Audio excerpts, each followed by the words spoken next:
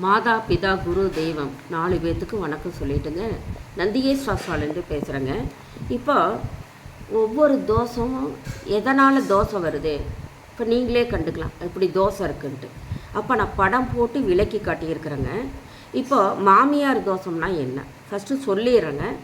அப்புறமேல் இந்த படத்தை நான் விளக்கம் போட்டு காட்டுறதை நான் உங்களுக்கு திருப்பி எடுத்து காட்டுறேன்.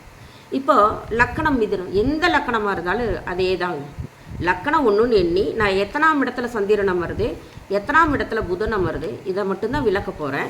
அப்போ நீங்கள் லக்கணத்தை ஒன்றுன்னு எண்ணி நான் சொல்கிற ஒரு உதாரண படத்தை வச்சு நீங்கள் அதை கண்டுபிடிச்சிக்கலாம். இப்போ நான் உதாரணத்துக்கு நான் மிதுன லக்கணம் போட்டிருக்கிறேங்க. படம் 1 மிதுன லக்கணம். மாமியார் தோஷம்னா என்ன? கடகராசிங்க, சந்திரன் 2ஆம் இடத்துல இருக்குது. மிதுன லக்கணம் கடகராசியில் சந்திரன் அமர்ந்திருக்குது. அப்போ கடகராசி ஆயில்யம் 1ஆம் பாதத்தில் ஒரு பெண் பிறந்தா.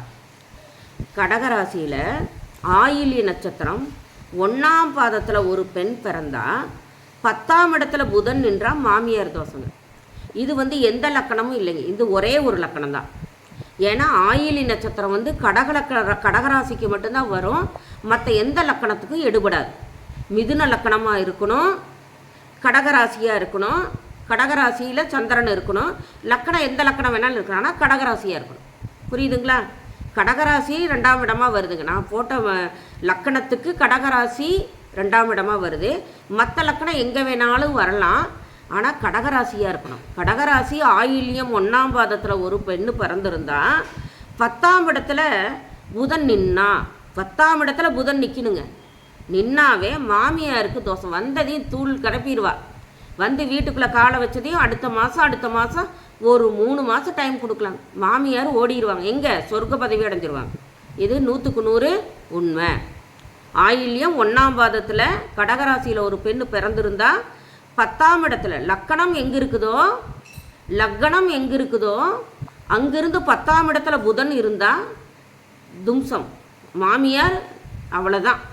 சரி, மாமியார் தோஷம் விளக்கிட்டேன், படமும் காட்டுறேன். அடுத்தது உடன்பிறப்பு தோஷம்னா என்ன? உடன்பிறப்பு தோஷம்னா என்ன? ராசி விருச்சகமாக அமைஞ்சு, விருச்சக ராசியில் தான் விசாக நட்சத்திரம் 4ஆம் பாதம் வரும். அதனால தான் ராசி அதே தாங்க, லக்கணம் தான் எது வேணாலும் இருக்கலாம். ராசி விருச்சக ராசியாக இருந்து விசாகம் 4ஆம் பாதத்தில் ஒரு பெண்ணு பிறந்து லக்கணம் ரிஷபமாக இருக்கலாம், இல்லை மகர லக்கணமாக இருக்கலாம். ரிஷபத்துக்கு 3ஆம் இடம் கடகம், இதில் புதன் இருந்தாலும் லக்கணம் மகரத்துக்கு 3ஆம் இடத்துல மீனத்தில் புதன் இருந்தாலும் பெண்ணின் இளைய சகோதரனுக்கு ஆகாது, பெண்ணினுடைய இளைய சகோதரனுக்கு ஆகாது. புதன் லக்கணத்துக்கு 3ஆம் இடத்துலைங்க, லக்கணத்துக்கு 3ஆம் இடத்துல புதன் இருக்கக்கூடாதுங்க. அப்போ லக்கணத்துக்கு புதன் 3ஆம் இடத்துல இருந்துட்டா என்னென்ன லக்கணங்க? ரிஷப லக்கணமாக இருக்கக்கூடாது, மகர லக்கணமாக. உதாரணத்துக்கு போட்டிருக்கிறேன் நான். இப்படி இருந்தால் உடன்பிறப்புக்கு ஆகாது, உடன்பிறப்புக்கு ஆகாதுங்க. பெண்ணின் இளைய சகோதரனுக்கு ஆகாதுங்க. இதுதான் முக்கியமான பாயிண்ட். அடுத்ததுங்க 3வது, அடுத்தது மூல நட்சத்திரம். மூலம் நிர்மூலம் நல்லா பேசுவாங்க, அப்படி எல்லா மூலத்துக்கும் வராதுங்க. மூல நட்சத்திர அதிபதி கேது பகவான் தானுங்க அதுக்கு. அப்போ ஆணி மாதத்தில் ஒரு பொண்ணு பிறந்தா ஆணி மூலம்னு சொல்லுவாங்க. ஆணி மாதத்தில் ஒரு பெண்ணு பிறந்து மூலம் 1ஆம் பாதத்தில் பிறந்தால் தோஷம் இல்லைங்க. பின்மூலம் நிர்மூலமாவாங்க. மற்ற மூலம் 2, 3 பாதங்கள் தோஷங்க. மூலம் 2, 3, 4 தோஷங்க. லக்கணத்திற்கு 3வது அல்லது 9வது இடத்துல கேது பகவான் என்றால் அது தோஷங்க. அங்கங்கே கிரகங்கள் நிற்கணுங்க. மூல நட்சத்திரத்தை பிறந்தால் மட்டும் தோஷம்னு, அதை விட அதிக தோஷம் என்னென்னா 3வது 9வது இடத்துல, லக்கணத்திற்கு 3வது 9வது இடத்துல கேது நின்னா அது தோஷங்க, ரொம்ப தோஷம். அப்பா மரணங்க, அப்பா மரணம் அல்லது மாமனார் மரணம், இதுதான் பரிகாரங்க. இவங்களுக்கு என்ன செய்யணும்னா ஆஞ்சநேயர், விநாயகர், இரட்டை பாம்பு, வன்னிமரம், அரச மரம் இதெல்லாம் வழிபடணும். வன்னிமரம் அரச மரத்தை வழிபட்டால் பார்த்தாது 9 சுற்று சுற்றணும், 9 தீபம் போடணும். இது பாலில் சக்கரை கலந்து வன்னி மரத்துக்கும் அரச மரத்துக்கெல்லாம் ஊற்றலாங்க, சிறப்புங்க. பாலில் சக்கரை போட்டு கலந்து ஊற்ற அந்த தோஷங்கள் குறையுங்க, குரு பார்க்க நிவர்த்தனி ஆகுங்க. இப்போ நான் படத்தை விளக்கி சொல்கிறேங்க, இப்போ அது புரியும் உங்களுக்கு. இப்போ மாமியார் தோஷத்துக்கு விவரம் சொல்கிறேன் பாருங்கள். ஆனால் கடகராசியாக தாங்க இருக்கணும். எந்த லக்னமாக வேணாலும் இருக்கலாங்க. சந்திரன் நிற்கிற இடம் கடகமாக இருக்கணுங்க. அது வந்து ஆயில்யம் 1ஆம் பாதமாக இருக்கணுங்க. கடகராசியில் தாங்க ஆயில்யம் 1 2 3 4 வருங்க. ஆனால் லக்கணம் எந்த லக்கணம் வேணாலும் இருக்கலாங்க. ஆனால் ராசி கடகராசியாக தான் இருக்கணும். ஆயில்யம் 1ஆம் பாதத்தில் தான் ஒரு பெண்ணு பிறந்திருக்கணும். அந்த எந்த லக்கணத்தை ஒன்றுன்னு எண்ணி, இப்போ இந்த லக்கணம்னா ஒன்றுன்னு எண்ணுவோம், இந்த லக்கணம்னா இங்கே ஒன்றுன்னு எண்ணுவோம். ஆனால் லக்கணத்தை ஒன்றுன்னு எண்ணி 10ஆம் இடத்துல புதன் பகவான் இருந்தால் மாமியாருக்கு தோசைங்க. இப்போ புரிஞ்சுதுங்களா? இப்போ நான் வந்து மிதுன லக்கணம் போட்டேன். 1 2 3 4 5 6 7 8 9 10 இங்கே மீன வீட்டுக்கு புதன் வருது. சரி, இப்போ ஒரு பொண்ணு வந்து கடக லக்கணம், இங்கேயே லக்கணம் வருது, ராசி இதே வருதுன்னு வச்சுக்கோங்க. இங்கே தான் ஒன்றுன்னு போடணும், லக்கணம் 1. அப்போ இங்கே வந்துடும் பாருங்கள். 1 2 3 4 5 6 7 8 9 10 இங்கே 10ஆம் இடமா வருங்க. 10ஆம் இடத்துல புதன், லக்கணத்தை எண்ணி 10ஆம் இடத்துல புதன் இருந்தால், கடகராசியாக இருந்து ஆயில்யம் 1ஆம் பாதமாக இருந்து லக்கணம் எதுவாக இருந்தாலும் லக்கணத்தை ஒன்றுன்னு எண்ணி 10ஆம் இடத்துல புதன் இருந்தால் மாமியார் மடிஞ்சு போயிடுவாங்க. சொர்க்க பதவி அடைந்து விடுவது உறுதி. சரி, அடுத்தது உடன்பிறப்பு தோஷம் எப்படின்னு பார்க்கலாங்க.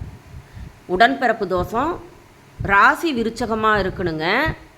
நல்லா புரிஞ்சுக்குங்க. ராசி விருச்சகம், ராசி விருச்சகமாக இருந்து அதில் நட்சத்திரம் விசாகம் 4ஆம் பாதத்தில் ஒரு பெண் பிறந்தா, ஒரு ராசி விருச்சகமாக இருந்து அது லக்கணம் ரிஷபம் அல்லது மகரமாக இருந்தா, ரிஷப லக்கணம் மகர லக்கணமாக இருந்தா, ரிஷப லக்கணத்துக்கு 3ஆம் இடம் கடகம், ரிஷப லக்கணமாக இருந்தால் புதன் வந்து 3ஆம் இடத்துக்கு வரும்.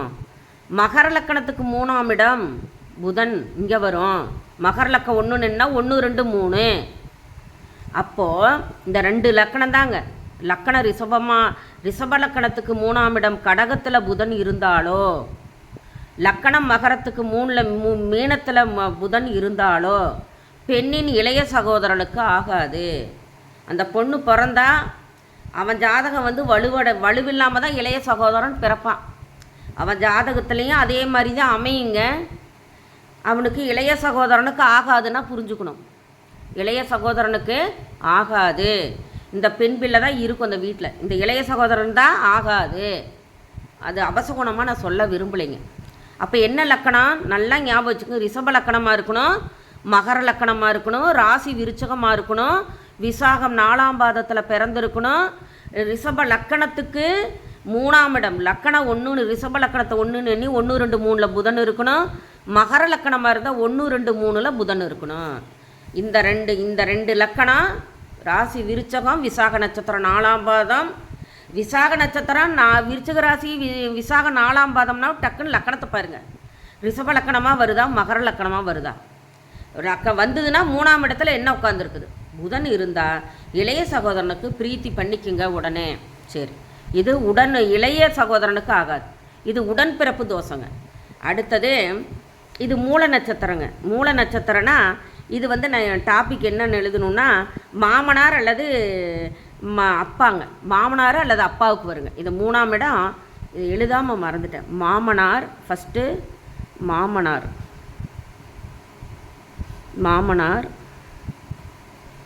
அல்லது அப்பாங்க. இது நல்லா தெளிவு ஆராய்ந்து தாங்க எழுதுறது. அதனால் கவனமாக எழுதி தாங்க படித்து புக்கில் படித்து எழுதி அப்புறம் தான் நான் உங்களுக்கு விளக்கிறது. இது சொன்னால் புரியாது. மூல நட்சத்திரம், மூலம் நட்சத்திர அதிபதி கேதுங்க. மூல நட்சத்திரம்னாவே நட்சத்திர அதிபதி கேது பகவானுங்க. ஆனி மாதத்தில் ஒரு பெண்ணு மூலம் 1ஆம் பாதத்தில் பிறந்தாதாங்க தோஷம் இல்லை. ஆனி மாதத்தில் ஒரு பெண்ணு மூல நட்சத்திரம் 1ஆம் பாதத்தில் பிறந்தால் தோஷம் இல்லைங்க. ஆணி மூலம்னு சொல்லுவாங்க. பின்மூலம், அது பின்மூலம் வந்து மற்ற மூலம் வந்து 2 3 4 பாதங்கள் தோஷங்க. அது ஆனி மாதத்தில் பிறந்தால் தான் தோஷம் இல்லைங்க. 2 3 4 பாதம் எந்த மாதத்தில் பிறந்தாலும் தோஷங்கிறாங்க. 1ஆம் பாதத்துக்கு ஒரு விதி விலக்கு, மூலம் 1ஆம் பாதத்துக்கு ஒரே ஒரு விதி விலக்குங்க. ஆனி மாதத்தில் மூலம் 1ல் பிறந்தால் தோஷம் இல்லை. இல்லைன்னா எல்லா மூலமும் நிர்மூலம் பண்ணிடும். வந்தால் மாமனார் மாமியார் எல்லாத்தையும் தூக்கி சாப்பிட்ருங்க. சரி, இப்போ வந்து மூலம் நட்சத்திர அதிபதி கேது பகவான் ஆவாருங்க. ஆனி மாதத்தில் ஒரு பெண்ணு மூல நட்சத்திரம் 1ஆம் பாதத்தில் பிறந்தால் தோஷம் இல்லை. பின் மூலம் மற்ற மூலம் 2 3 பாதங்கள் லக்கணத்திற்கு நல்லா படிங்க. இனிமேல் தான் அங்கே காரணகாரியம் இருக்குது. லக்கணத்திற்கு 3வது, லக்கணத்துக்கு 1 2 3 கேது, லக்கணத்துக்கு 3. புரியுதுங்களா? சந்திரன் இங்கே தான் இருக்கணும். மூல நட்சத்திரனாவே என்ன தனுசு ராசி தாங்க வரும். தனுசு ராசி தான் மூலம். இதை எழுதிக்கிறாங்க. தனுசு ராசி, தனுசு ராசியில் ஒரு பெண் பிள்ளை பிறந்தா அப்போ தான் மூல நட்சத்திரம் வருங்க. தனுசு ராசியில் ஒரு பெண் பிள்ளை பிறந்து மூல நட்சத்திரத்தில் பிறந்தா என்ன தோஷம் இதை பார்த்துக்கங்க. தனுசு ராசி பாருங்கள், தனுசு ராசியில் மூல நட்சத்திரத்தில் பிறந்தா பாருங்கள் 3வது அல்லது 9வது இடத்துல கேது பகவான் நின்றா, கேது பகவான் 3ஆம் இடத்துல கேது பகவான் நின்னா அது தோஷமாகும். ஏன்னா மூலத்துக்கு அதிபதி கேதுங்க. அதனால் சொல்கிறேன். ஒரு லக்கணம் பாருங்கள், இங்கே போட்டிருக்கிறேன். சூரியன் 12ஆம் இடத்துல இருக்கணுங்க. சூரியன் 12ஆம் இடத்துல பாருங்கள். 3வது அல்லது 9வது இடத்துல கேது பகவான் நின்னா அது தோஷமாகும். 3வது இடத்துல கேது பகவான் நின்னா 9வது இடத்துல அப்பா ஸ்தானங்க. 9வது இடம் அப்பாவுதுங்க. அப்பா மூல நட்சத்திரம் ஒரு பெண் பிள்ளை பிறந்தால் கேது நின்றுச்சுன்னு வச்சுக்கோங்க, அடித்து தும்சம் பண்ணிடுங்க. 9ஆம் இடத்துல கேது நின்னா அவங்க அப்பா ஜாதக கட்டத்தில் அவருக்கு 6 8 நடக்கும் பொழுது அப்பாவை தூக்கிடுங்க. அந்த பெண் பிள்ளை ஜாதகம் அப்பாவை தூக்கிடுங்க. அடுத்தது மாமனாரும் தூக்கிடுங்க. மாமனார் இல்லாத வீட்டுக்கு போனால் அப்பாவை தூக்கிடுங்க. அந்த 6ஆம் இடம் 8ஆம் இடம் இல்லைன்னா முதல் பாவக மாரகம் 2 இணைஞ்சதுனாலும் போச்சுங்க. மாரகசாரம் வருதுன்னு வச்சுக்கோங்க, சரம் சிரம் உபயம்னு வருது இல்லைங்க, அந்த ராசி இதில் வந்ததுனாலும் முடிச்சு கட்டிடுங்க. இதுதாங்க இதுக்கு பரிகாரம் என்ன? அப்பா மரணம் 9ல் நின்னா அப்பா மரணம் பாருங்கள், 3ல் நின்னா 3வது இடம் மாமனார் மரணம் பாருங்கள், மாமனார் மரணம். இந்த 2ல் நின்னா அப்பாவோ மாமனாரோ மரணம். லக்கணத்துக்கு 3ஆம் இடத்துல கேது நின்னாலோ 9ஆம் இடத்துல கேது நின்னாவோ அப்பா மரணம் அல்லது மாமனார் மரணம். பரிகாரம் என்ன பரிகாரம்னா ஆஞ்சநேயர் கோயிலுக்கு போகணுங்க. அவங்க ஆஞ்சநேயர் கோயிலில் வழிபட்டே ஆகணுங்க. பொறி வச்சு வழிபடணும், மீனுக்கு பொறி போடணும், விநாயகர், இரட்டை பாம்பு, வன்னிமரம் 9 சுற்றி 9 தீபம் போடணும். சனிக்கிழமை சனி ஓரையில் போடணும். அரச மரத்துக்கு சனிக்கிழமை சனி ஓரையில் 9 சுற்றி 9 தீபம் போடணும். சனிக்கிழமை தாங்க இதுக்கு உகர்ந்ததே. வழிபடுதல் நல்லது. பாலில் சர்க்கரை கலந்து ஊற்றி வழிபட சிறப்பு அதிகம்னு சொல்லிட்டேன் நான். இப்போ புரிஞ்சுக்கிட்டீங்களா? சூரியன் பாருங்கள் 12ஆம் இடத்துல சூரியன் நிற்கணும். அது 12ஆம் இடத்துல லக்கணத்துக்கு 12ல் சூரியனை சொல்லவே வேண்டாங்க, அடித்து தும்சம் பண்ணிடும். 12ஆம் இடத்துக்கு லக்கணத்துக்கு 12ல் சூரியன் நின்றால் கதை அவ்வளோதான். அம்பேல் அப்பாவோ அப்பா இருந்தால் அப்பா முடிஞ்சிருவார். மாமனார் வீட்டுக்கு போச்சுன்னா மாமனார் எடுத்து கட்டிடும். இதுதாங்க இந்த அப்பா மாமனார் அல்லது அப்பா எப்படி தனுசு ராசி மூல நட்சத்திரத்தில் பிறந்தால் இதெல்லாம் நோட் பண்ணிக்கணுங்க. எல்லா பெண் பிள்ளையும் நிர்மூலம் பண்ணாதுங்க, இது மட்டும்தான் அந்த 3ஆம் இடத்துல கேது நிற்கக்கூடாதுங்க, 9ஆம் இடத்துல கேது நிற்கக்கூடாதுங்க. 2 ஒரு 3ஆம் இடத்துல லக்கணம் பாருங்கள், லக்கணம் கடகலக்கணம் போட்டிருக்கேன். கடகலக்கணம் ஆணி மாதம் சித்திரை வைகாசி ஆணி ஆடி லக்கணம் ஆடி மாதம் பிறந்திருக்குது. ஆணி மாதத்தில் ஒரு பொண்ணு பிறந்தால் தான் எந்த தோஷம் இல்லைங்களே. பின்மூலம் 2 3 பாதங்களும் தோஷம்தான், 1வது பாதமும் தோஷம்தான். ஆணி மாதம் பிறக்காத 1வது பாதத்தில் பிறந்துட்டானா அதுவும் தோஷம்தான். அப்போ லக்கணத்திற்கு எந்த லக்கணமாக இருக்கட்டும், தனுசு ராசியில் ஒரு பொண்ணு மூல நட்சத்திரத்தில் பிறந்துட்டா எந்த லக்கணமாக இருந்தாலும் சரி, 3ஆம் இடத்துல கேது உட்காந்துருந்தாலும் தோஷம், 9ல் கேது உட்காந்துருந்தால் அப்பா முடிஞ்சிருவார், 3ல் கேது இருந்தால் மாமனாரோ 2 பேர்த்தில் யாரோ ஒருத்தரும் முடிஞ்சிருவார். புரிஞ்சுதுங்களா? இதுதான் ஜாதக விவரங்க. இதை எல்லாரும் பயன்படுத்திக்கிங்க. சும்மா பெண் பிள்ளை மூல நட்சத்திரம் கட்டக்கூடாதுன்னெல்லாம் சொல்ல வேண்டாங்க. சும்மா அதெல்லாங்க கேது 3ஆம் இடத்துல இருந்தால் வேண்டாங்க. ஏன்னா தெரிஞ்சவங்க கிணத்துல தள்ளக்கூடாது. இப்போ ஒரு பெண் பிள்ளைக்கு மூல நட்சத்திரத்தில் பிறந்து லக்கணத்திற்கு 3ல் கேது நிற்கக்கூடாது, 9ல் கேது நிற்கக்கூடாது. மற்ற பிள்ளை தைரியமாக கட்டிட்டு போகலாம். மாமனார் இருக்கிற வீட்லேயும் கட்டிட்டு போகலாம்.